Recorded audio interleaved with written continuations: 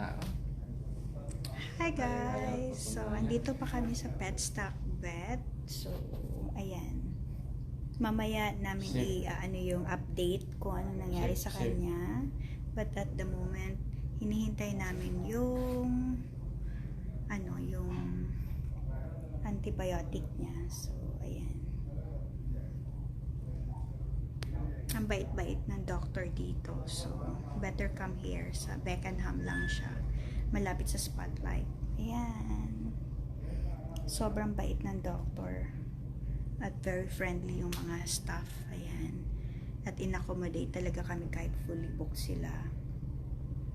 So, ayan. Thank you everyone dito sa Petstock Vet.